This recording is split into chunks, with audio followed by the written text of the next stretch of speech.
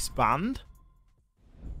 No, not really. Maybe not quite a first, but certainly I could count on one hand the amount of times that we've seen it. Yeah, it's not very common to have him banned out, and it's interesting as well because actually, as far as hard breach bans go, yesterday on the W7M Black Dragons game, it was Hibana who was banned out. That was by Black Dragons, not W7M. But interesting that they've opted to go for another hard breacher, but this time the guy who can bring the smokes and conceal the plant, right? Also, that clash, I'm gonna assume that was a target ban because they know that W7M have liked to play that. We saw Panico playing Clash yesterday. It wasn't the most successful defensive attempt from W7M, so it's interesting to me that NIP have decided to use one of their bans for that specifically. I'm just wondering, could the ace be a bit of a target ban there? Obviously, removing a hard breacher, all well and good, but maybe just trying to pinpoint and really sort of remove that ability. It would be quite strange to see because we did see Kurtz playing so well yesterday on the ace, and obviously it was W7M that took ace away. So they've nerfed themselves there a little bit, but it seemed like a strange choice. But obviously Hibana being available, Kurtz immediately jumping onto that after Hibana being unavailable yesterday. First site's going to be Aviator Games Room. Look at that setup that's going in to Statuary. We've got a lot of players over there for NIP that have been placing utility. I think maybe we've even seen a mirror window played over there as well. Could be quite a lot to try and deal with. Muzi going to go for a bit of a C4 spawn peek. We saw a bit of this yesterday. He's going to go for the toss. Doesn't quite get it. C4 there does get shot out in midair. We saw the toss come through, but Herds was a bit too quick.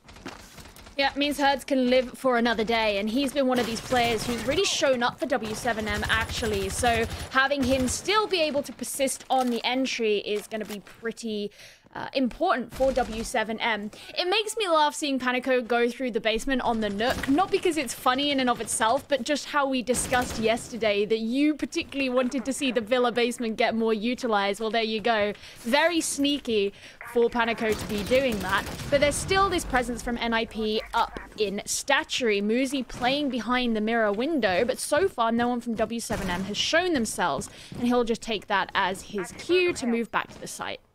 It's a horrible mirror to try and challenge onto as well, because you can see already how much it's stalling Herds out. They've obviously not got drone intel that players actually moved. We can see the drones now working through to call that Statuary as clear.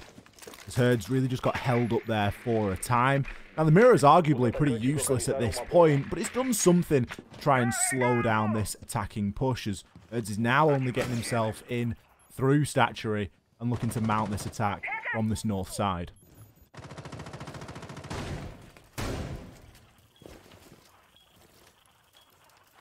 Psycho going to be playing the mirror in sight as well, looking to just keep an eye on the vault doorway. Everyone from NIP fairly static. We've got Julio out there on the roam. Seems as though he maybe is underneath there with the C4 as the mirror, looking to find some sort of opportunity. But Herds' sixth sense here is kicking in, and he's going to get some drones out.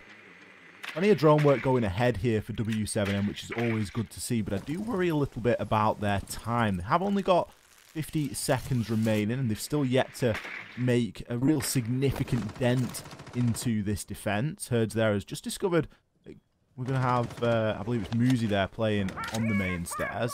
There's a large portion of these attackers now are stacking up on side of this study, and we've still got Muzi playing in this main stairs position, albeit he's got a lot less utility than we are used to seeing players have when they're played there. Usually they have shields and ADSs and all that sort of stuff, but that doesn't matter for Muzi. He's still going to get first blood over onto Herds, traded out by Kurtz, and the kills now start to fly. Julio still underneath on the mirror, still providing that threat, and with only 10 seconds left remaining, well, it's going to have to be a side push. Padrin, he's got himself in, he's going to be planting behind the vault door. That Toxic Babe canister is too late, and the plant will be confirmed. Padron gets downed, but it doesn't matter. It's now a retake here for NIP. They've got quite a nice numbers advantage, though, and they're going to start to flex that immediately. Pino comes in with a big kill there over onto Kurt. Well, Panico left with no choice. Activate his cloaking device. Try and make something happen. Julio with the swing. He was hiding out downstairs for the majority of the round, and he comes back just when required.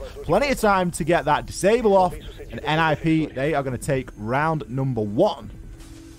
I think one of the really notable things that you actually said in that round was the fact that W7M were taking quite a lot of time. And it's not that they didn't have time to plant by the end, because of course they did, but it's the fact that they didn't kill anybody from NIP in the meantime. That meant that once they were already in the site, there were loads of NIP players who were ready to flock down onto them, and still utility standing as well. There were shields present in games that they could use for their own protection, and even though there had been an air jab that was also placed in on the site, because I saw that knock Pino down, and that gave them some extra time when the post-plant situation first started.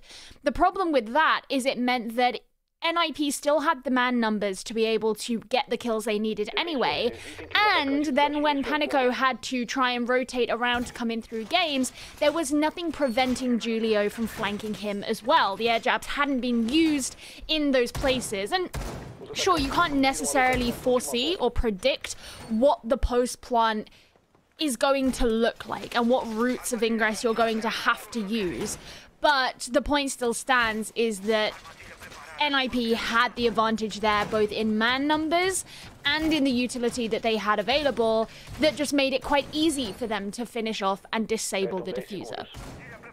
Something that we see NIP quite good at as well is this ability to get out there on the roam. Sure, they're going to use utility in doing so, and a mirror window played way off-site. It does seem expensive, and I use the word expensive because it seems like a lot to be placed in somewhere that you're not going to be using for the entirety of the round.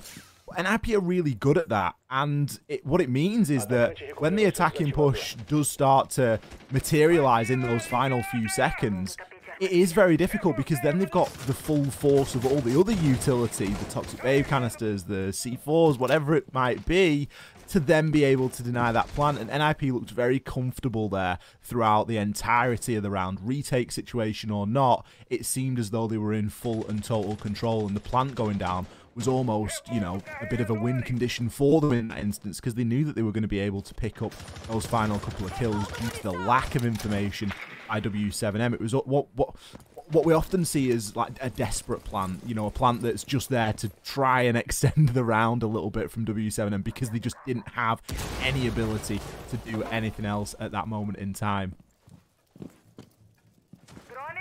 I wonder if this round is going to be similarly as comfortable for NIP. So far, they don't seem to be exceptionally pressured. You can see that they've actually lent into what we like to call a sort of trap strategy here, bringing both the Frost and the Capcan, which hopefully, or at least if you're NIP, hopefully should catch out W7M as they make their push in, get them caught in those Frost traps or the Capcan booby traps. Panico won't be falling for the one on the living room door, however, as he continues to move on forward and just checking those corners on his route in. Kurt's downstairs too. It's interesting now how W7M are covering all 3 floors of this map, whereas at this point on a kitchen site, you would still typically see so much attention be paid to that upstairs. Julio, he found the last kill in round number 1. He finds the first here in round number 2. Kurt's getting taken down. Fortunately for W7M, it isn't the diffuser. That's in the hands of Giddy.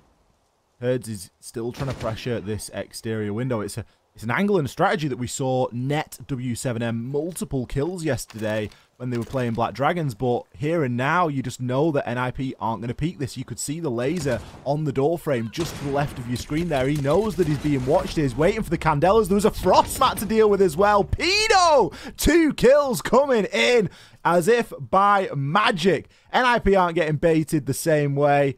They are firmly now in the driver's seat. 5 versus 2, and W7M seem to be struggling to pull in the same direction. Statically waiting and holding these angles is not going to cut it. NIP is showing great patience here. Despite a big man count advantage, they're still not looking to push, even though Kamikaze knows that Guy is just around that corner. A flawless round for NIP. Pino gets a triple. Psycho picks the last. NIP looking pretty solid here on defense, Gio. You could see even then at the end where Guy was playing very tentatively. As soon as he sent in those shots, Kamikaze, he doesn't even have to push up on that. All you need is for someone in NIP to say, okay, yeah, he's definitely standing outside of the door. Get him. Because NIP just had such an advantage on them. They can rotate around. There's no one watching Guy's flank at all. So that was a tough one for W7M, and I think the fact that they did lose those players like Herds and Kurtz very early really hurt them. And you hate to say it, you'd hate to act as if there's only a couple of players on the team who really have what it takes to turn those situations around. And it's not that the other players on W7M can't do that, but it's just that a lot of the value of Herds and Kurtz have come out from those really aggressive plays, from the kills that they can collect in, you know, multitudes. And if they are brought down quite early, then suddenly you are lacking that power. And this is what I actually said about NIP and FaZe, is that when FaZe could bring down Pino early, NIP were left in a very similar situation. You have players like Muzi, of course, who can still pick up the work, but it was always notable that specifically Pino. Well, Pino was left untouched in that round, and he got a number of kills because of it. W7M have to be very cognizant of the fact that they also have players who, when brought down early on in the round, are going to make them significantly weaker.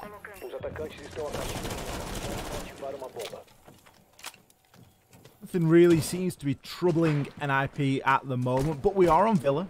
It is defender-sided. We are expecting defenders to come away with the lion's share of the rounds here. But we get to see something different here from W7M. They're still trying to pull the same tricks. Still trying to get those rotation kills from the windows and still trying to just hold angles and see if they can find themselves an in. We're arguably going up against a team of a different class here today in NIP. And that is really showing so far. Now, this time they're attacking onto Trophy Statuary. Typically seen as a second choice site, but in this case we're seeing it in round number 3. I've seen a lot of attention paid to drone holes, etc. And Julio's actually got himself chunked down some.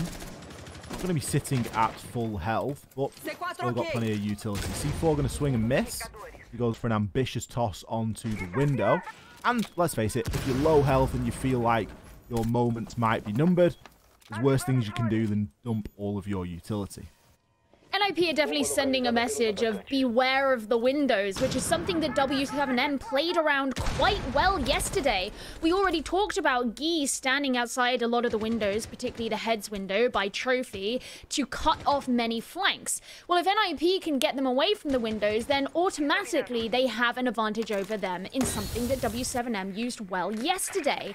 But also we did see Padrin just jump straight into the bathroom yesterday too, so maybe it's a good deterrent to stop them from making plays like that. But regardless, so far, it stops W7M from moving in too quickly. Panico finally in the bathroom, but he has also given his location away. So these players in Astro are going to be waiting very, very carefully for him to move forward. Panico's the beachhead here, right? He's got to do something with those Candelas. Pino does have an ADS, which is now getting burned. Now prepare for the Candela, because you know it should be coming. But no, Panico just goes for an all-out-and-out swing. He doesn't need to use the Candela. Instead, he's going to throw the Candela deep into Trophy and look to gain a bit more control. Let's force Psycho to hop his way down, but Psycho is playing Echo.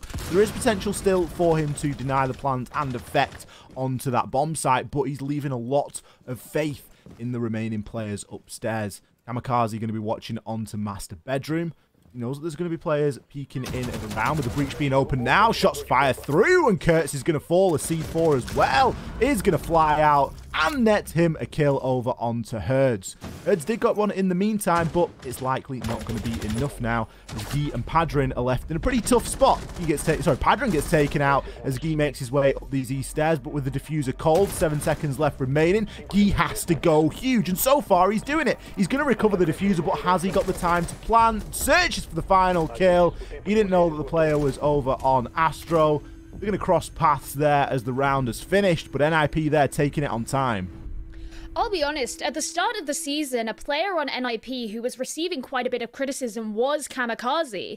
He wasn't really showing up that much, and there was a lot of concern that I saw being discussed on, social media about whether Kamikaze still had a place on this roster.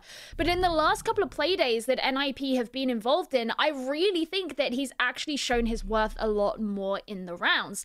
He had such a power position in that last round. If you actually saw the utility that had been brought by W7M, the only things that they could have dealt with that shield were the Ashe and Zafir gadgets. So Ashe's breaching charges, Zafir's lifeline, and you didn't really have either of them focusing on that. No one had brought anything like nades, anything that you can throw at the shield to remove it. You would have had to have relied on that primary gadgetry. It gave him a really strong spot because it stopped W7M from pushing in through Master. They had to try and go around a different way. But then you've got Psycho, who's playing downstairs on the Echo. You had Muzi, who was prone in head/trophy. Yeah, Pino died relatively early in Astro, but there was still so much focus around there that basically meant W7M didn't have a clear route in. They would have had to have challenged Kamikaze head on, and when you're filtering one guy in through the rotate that has been made in the statuary wall, it's likely he's not going to get Kamikaze, especially if he's looking the wrong way. So that was a really good play and setup from NIP, and there's a lot of blame to be laid on W7M for not correctly dealing with it. But the point is, it worked for NIP, and the scoreline reflects that.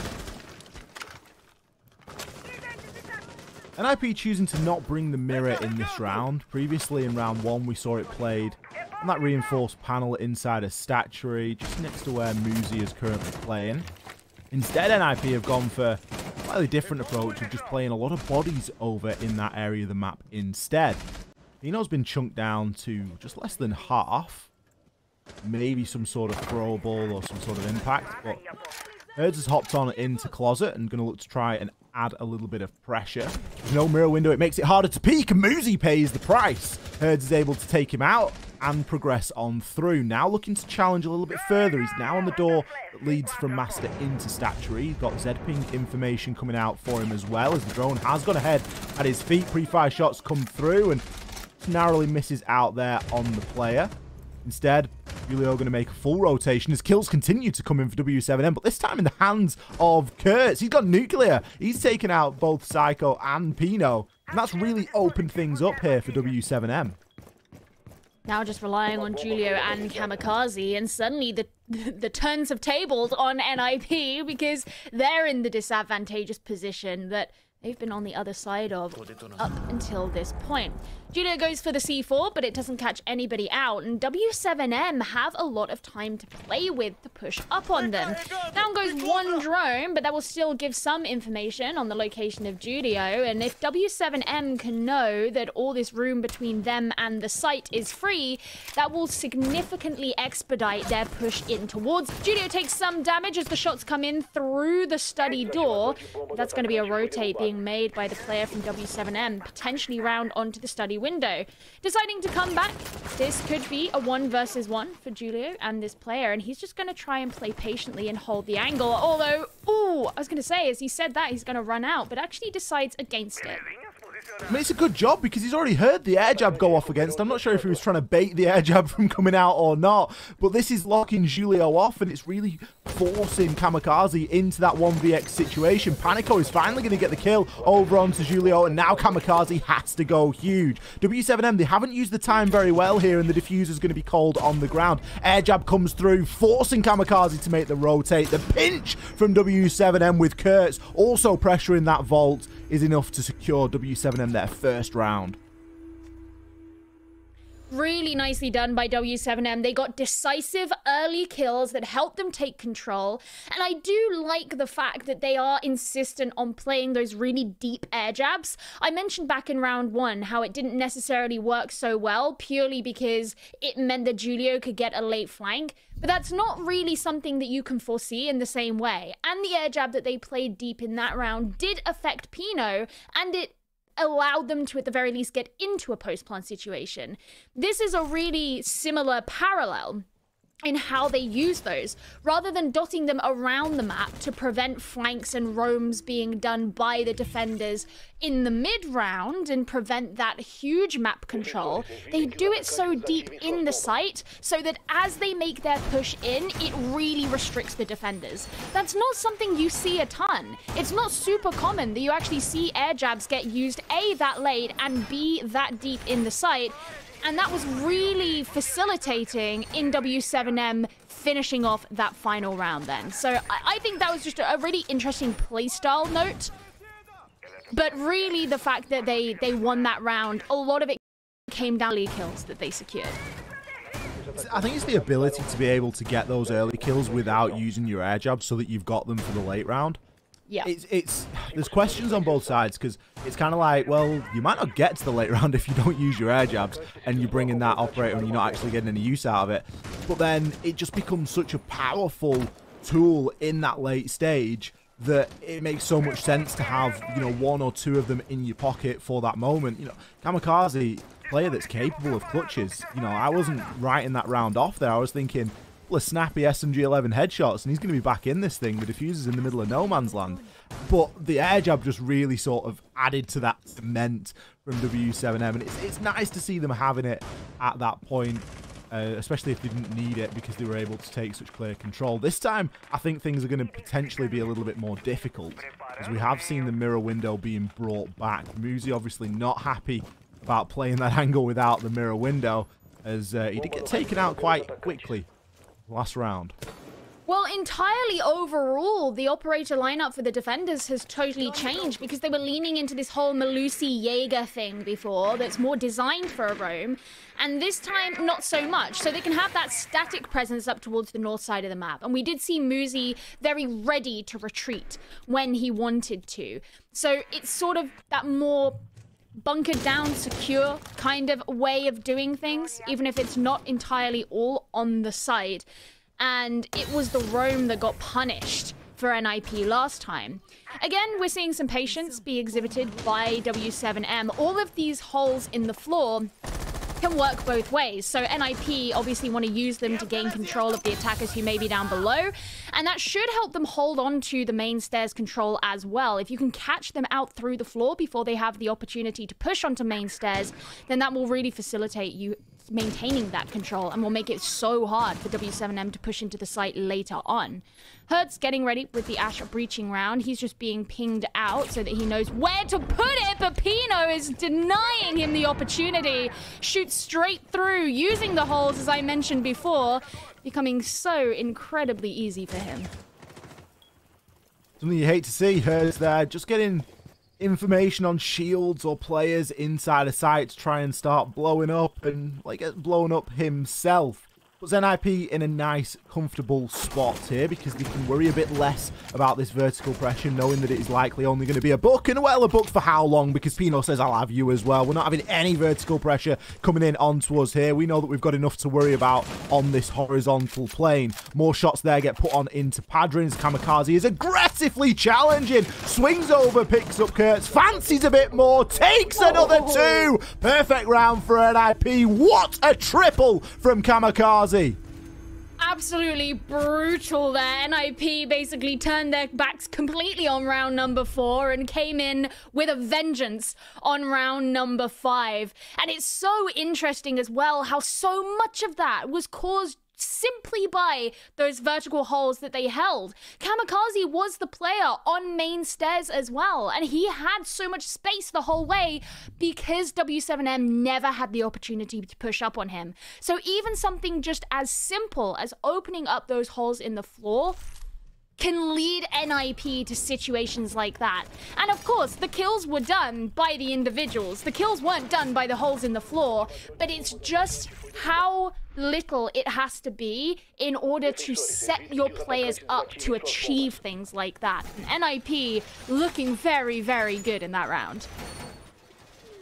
That's a round that hurts as well, because W7M, they didn't really adapt after losing Herds and losing all of the pressure that they were trying to apply on that bottom floor. It was kind of weird because we've seen them attack successfully from Master side, and we saw that's what NIP were expecting again. They'd gone for that mirror window in Statuary, looking through into Closet. They were expecting that typical push from W7M. They tried something a bit different, and it really didn't work for them. NIP were just too quick to adapt and to change their defensive strategy, and as soon as they realised that no one was coming from that master bedroom side, they were very quick to move and get themselves into positions that did eventually matter. 3 people to die with 1 SMG-11 clip, 2 SMG-11 clips. That isn't looking great on the side of W7M there. You're almost borderline pushing a single door or a single window at that point, and just lining them up for Kamikaze to knock you down. It's not easy to knock them down. You've still got to be in the right place at the right time with the skill. But W7M there just looks very flat in that attack.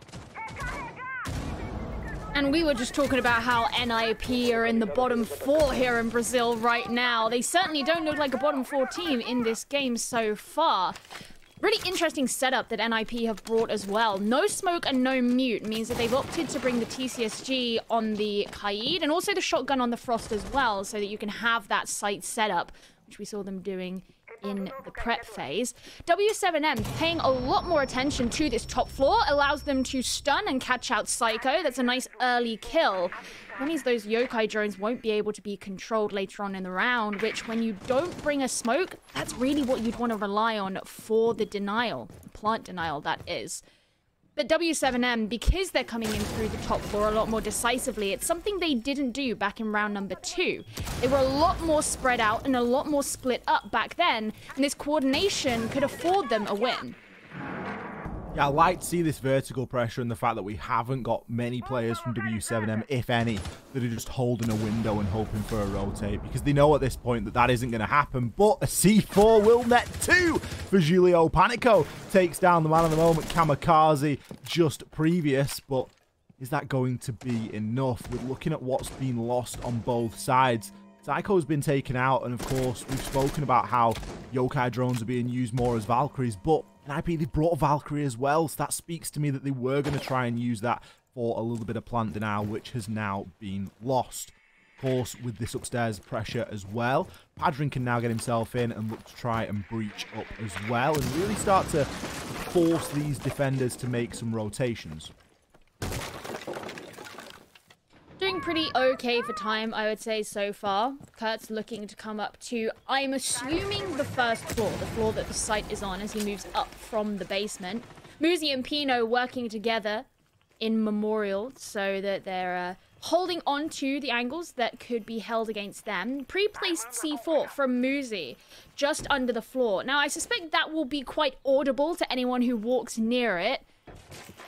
But maybe in their avoidance, Muzi can catch them out on another angle. But look at the time now. It's starting to really wane. Julio getting the first kill of the opening engagement. Oh, and a second as well. This isn't looking so good for W7M. It's all on Panico. He gets 1 kill onto Julio, but he can't finish it off. Muzi gets that one for himself. And NIP finishing off the half at 5-1.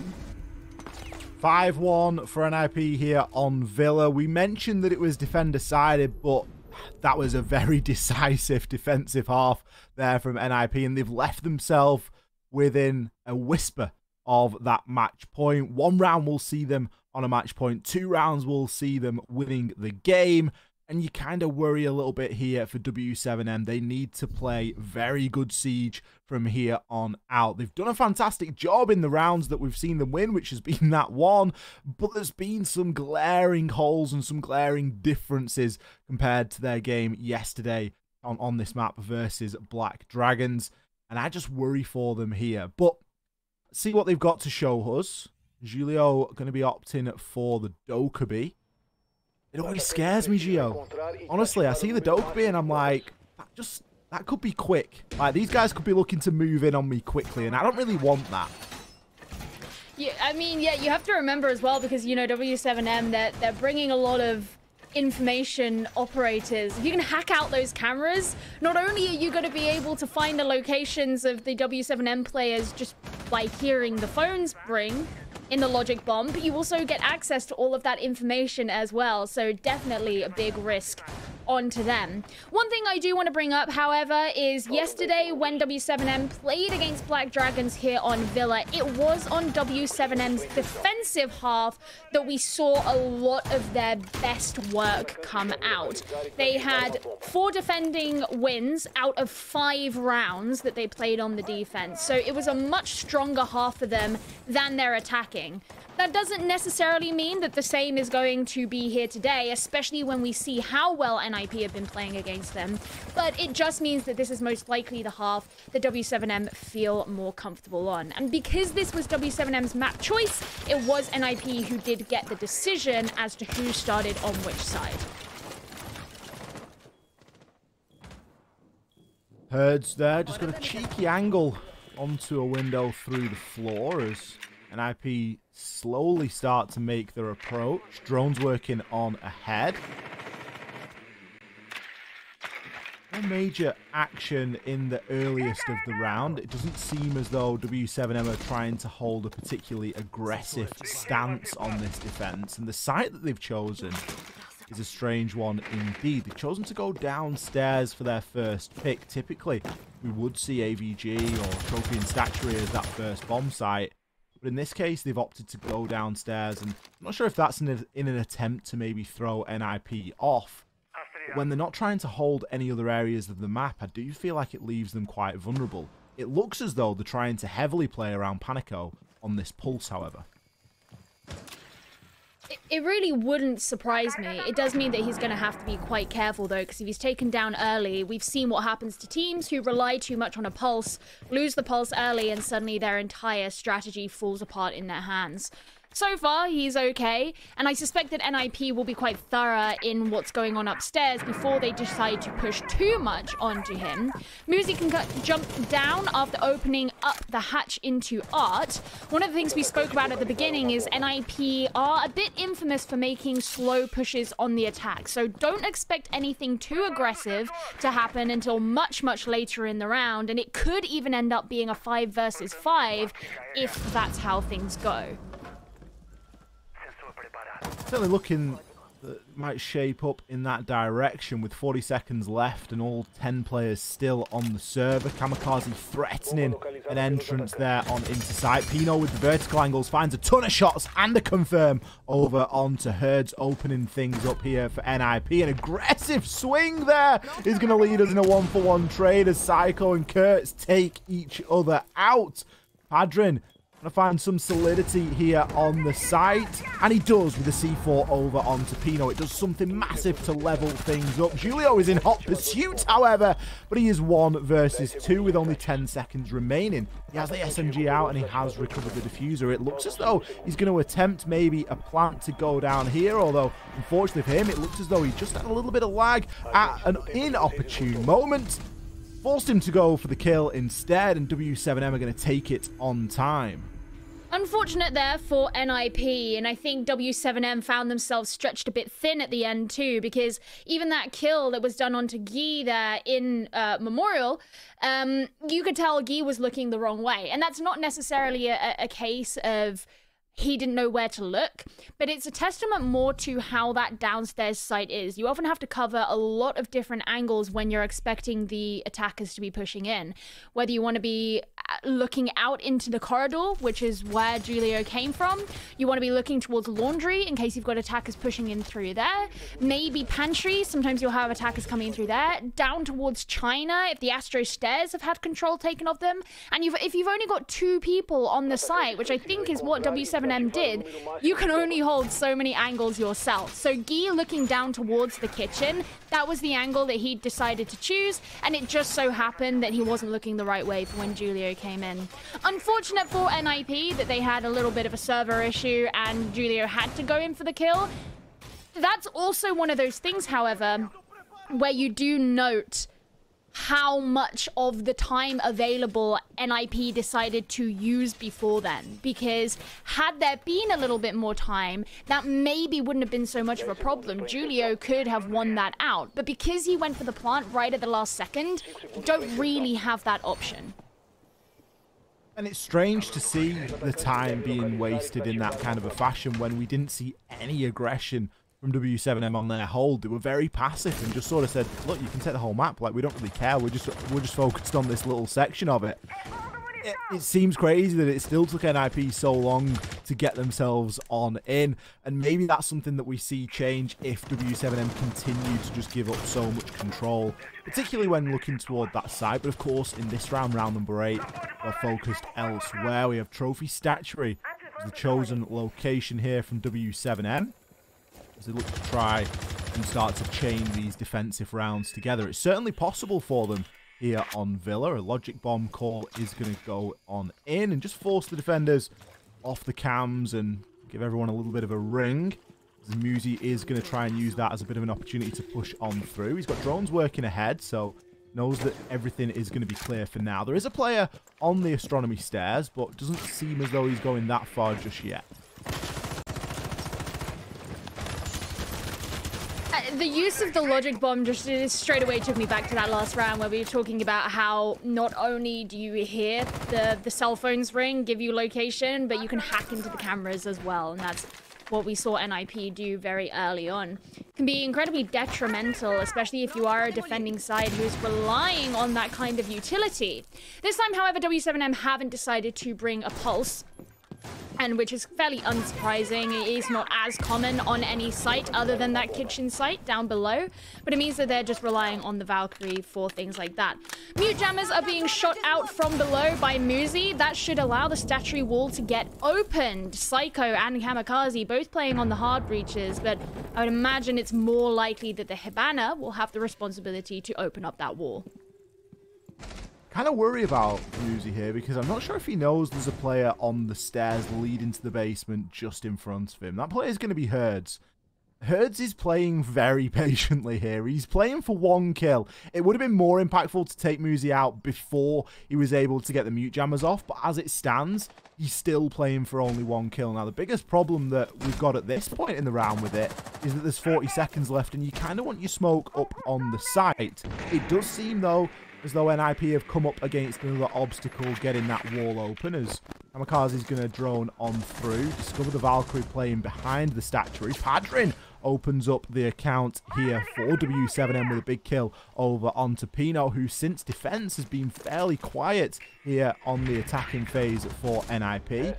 Muzi does respond, however, as he finally makes his entrance and his approach as a sight storm comes on in, and players from W7M are getting downed left and right. But once again, draw your attention to the time. Julio's had to go and recover the diffuser, and he's going to start trying to get it down at 0 seconds remaining. It's very possible here for W7M to swing and grab the kill, and they will! Look at that scoreboard lighting up blue. W7M coming up on the right end of all of those, and NIP running out of time. Just saw the swarm of W7M players completely collapse in. The fact that Julio had to go and pick up the diffuser before he could actually attempt to make the plant, I think really helped them in that fact that they could just do that. W7M now, they're getting closer to evening up this score count. Only 2 rounds behind NIP. And yes, it might be a bit early to say because we're only 2 rounds into this half, but it certainly does lean into that idea that W7M feels significantly more comfortable on the defense. The question, however, is it more to do with W7M having a strong defense, or is it more to do with the fact that NIP's pacing makes it easier for them? When they've been left mostly alone for a lot of the round and not having any particularly early deaths, W7M have more prowess towards the late round, which they can use against NIP, and I think that's what's really given them some push in these last couple of rounds. So they'll be able to move over to their tertiary site of AVG, which feels a little bit alien to say, but that's where we are. And And if they can win this, then they will have made the complete cycle. And that would be concerning for NIP because oftentimes, well, I say oftentimes, basically always, you don't want to be a team who's playing on the attack and has unsuccessfully attacked onto 3 different sites in a row, because that suddenly sets you up for when you move into the next half of the half. You don't have anything to go by in terms of where your successes have been already. Starts to get harder for NIP from here on out. As you say, with this round being the final sort of site that we would expect to see here on Villa. If W7M can be successful here, then NIP start asking themselves the question, well, where can we pick up the next 2 rounds to close this game out? And if they can't find an answer to that, then they're going to really start to struggle. The time for NIP has been such a huge detriment to them at this point. They do seem to spend far too much of it trying to get this execute completed within the final 15 seconds, and as we've seen, it hurts them greatly. Now, I'd like to see them move a little bit quicker here. It looks as though they may be doing that and maybe being a little bit optimistic. He's not going to try and burn out the ADSs, but he's going to be there for a while, as there were quite a few. It's taken a full lifeline launcher for him to be able to get rid of the utility there placed on side of the main stairs, but it has done something to root the player off there from W7M. Remember that when NIP were defending onto here, they used those vertical holes so well to shut down any player from W7M who wanted to push through that bottom side, the bottom floor, through places like library and the main stairs. So the fact that NIP have already cleared out that utility and likely pushed the defender away, as you can see, Guy has been pushed back into Classical Hall, that already is a good sign because it gives them a route up. And you've got to think about how well defended Study is as well. They've used 3 Aruni gates, if I'm not mistaken, on the doors that are present in Study, which will make it in and of itself quite hard to push into there. If you have the main stairs available to you, that's already helped out your attack. The question is, are NIP going to act on that fast enough? Well, once again, we find ourselves entering that final minute with everybody still alive. Good thing for the defenders and a good thing for the attackers, but you kind of want some sort of an advantage at this point as an attacker. Real narrow missing out there on Kamikaze's head as a Toxic Babe canister is going to fly on out and just deny a little bit of access onto the vault door. With those Toxic Babe canisters, you're going to be able to deny a great deal of time. Drone's now working in ahead, but once again, you get the impression it's a bit too little too late. There's still Aruni gates to try and deal with as well. Well, Aruni is going to get dealt with herself, but will it be enough? There's only Psycho and Pino to try and flood the bomb site here and to try and get something down. Pino finds a huge kill over onto Kurtz. He's forced to try and get the diffuser down. As we see, the time is only at 1 second.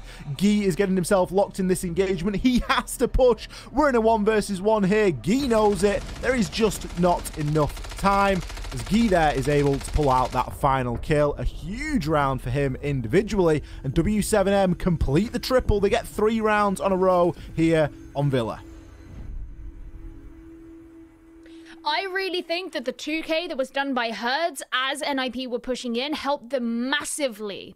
The thing that we spoke about much earlier in this game is that in the late round, when they have around even numbers of men, NIP are very good at collapsing in. But you can't do that if you're at a man disadvantage. And it sounds like a really basic and simple thing to bring up. Like, yeah, if you've got fewer guys in the other team, then you're probably not going to be as strong. But because of the amount of time that NIP are burning, and because of the way that they're pushing in, and because it was Pino who was going in for the plant as well, you saw him actually go for a kill right before he went to plant behind model. But that means that his gun skill that we've discussed at length in the past isn't going to be available for the protection of the plant while the plant is going down because he's the one doing it. It significantly weakens NIP. So W7M having got that 2K just before NIP went to execute their push in, I think that was quite significant, even if it seems like just a simple 2K.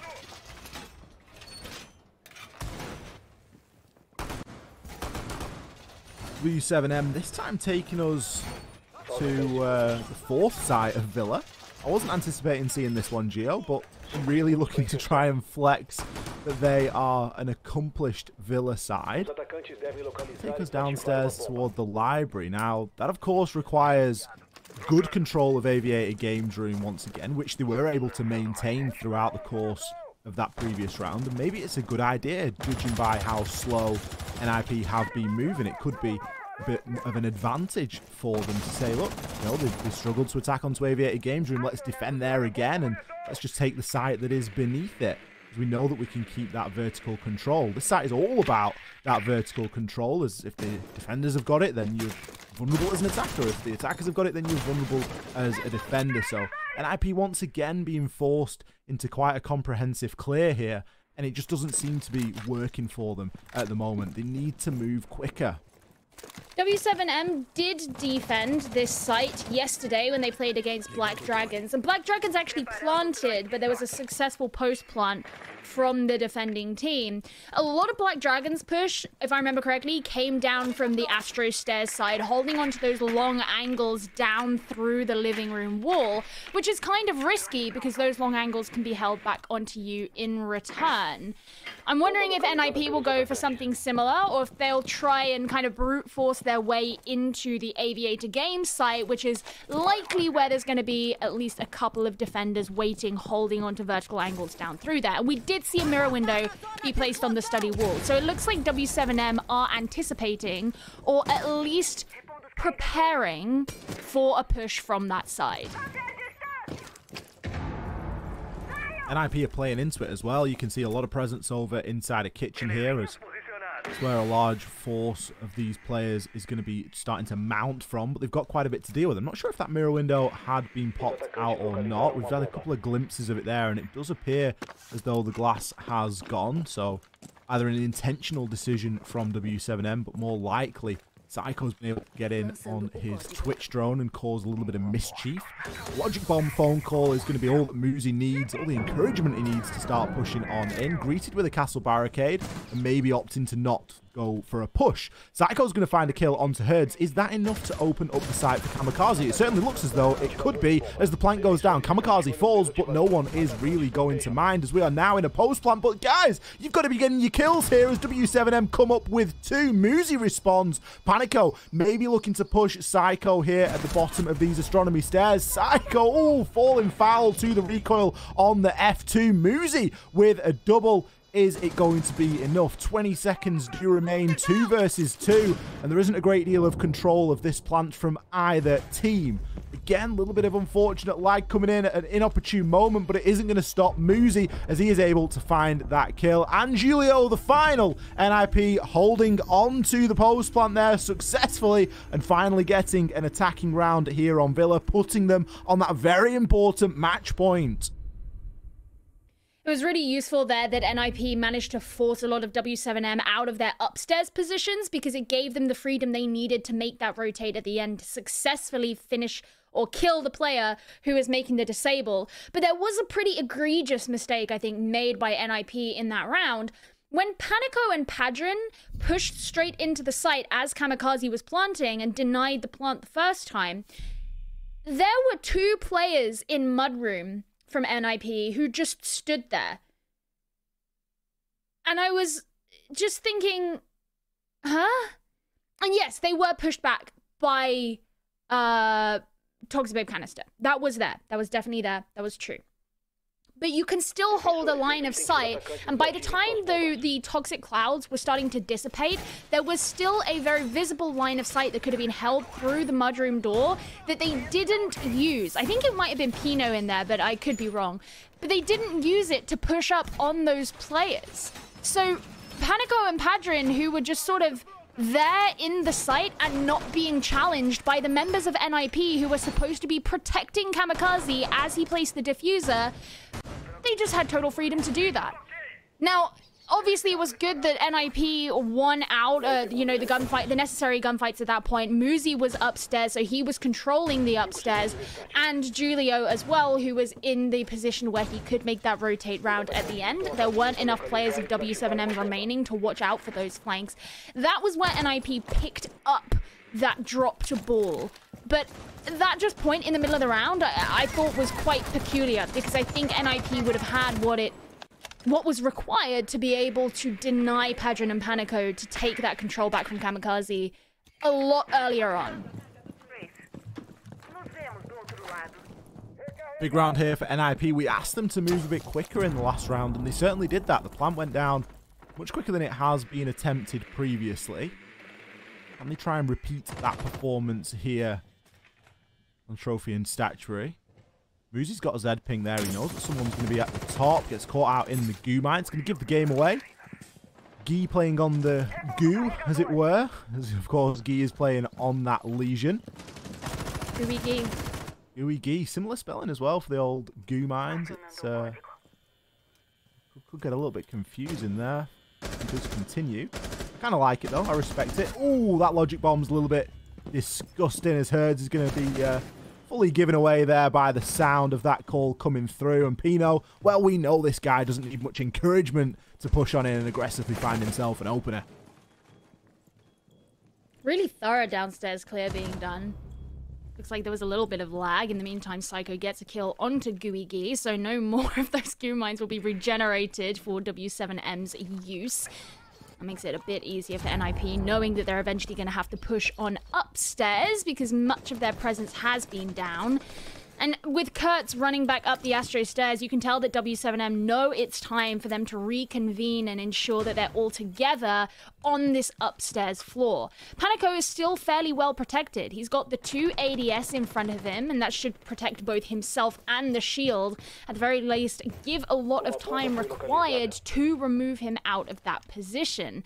But there's not really anyone from NIP up ahead of him, really. Instead, it's going to be Kamikaze headshotting Kurtz in through the closet wall. That's pretty brutal, and that weakens W7M further. It really does. W7M have relied heavily on those Toxic Babe canisters, as most teams do. Padron there going to get himself droned out on East and walk himself straight on into a crossfire. Panico with a trade, but he's now in a 1 versus 4. He's got to go huge. He finds 2. Can he find the 3rd? This is for the game. Don't forget, NIP are on a match point here. 22 seconds does remain. Diffuser in Kamikaze's capable hands, but Panico has a C4. Has he got the intel? It looks as though he might have an idea, but does go for the wrong side. Finds the kill, however. 10 seconds now remain, and Psycho looks to try and replant. Panico, he has to make something happen here. There isn't enough time to try and plant this again, but Psycho locks it in and confirms the post plant. Panico still in with a chance, goes for a swing, Psycho takes him down. NIP 2 attacking rounds in a row, and that was all that was needed for them to win Villa. I'll be honest, I was amazed that the C4 worked, but NIP still retain their dominance. I think it's fair to say W7M did give them a run for their money in a number of those rounds, but NIP are determined to claw them their way back up the leaderboard. They don't feel they belong in the bottom 4, and this was certainly a game where a lot of that power and prowess that we've seen from this team before did shine. Pino, at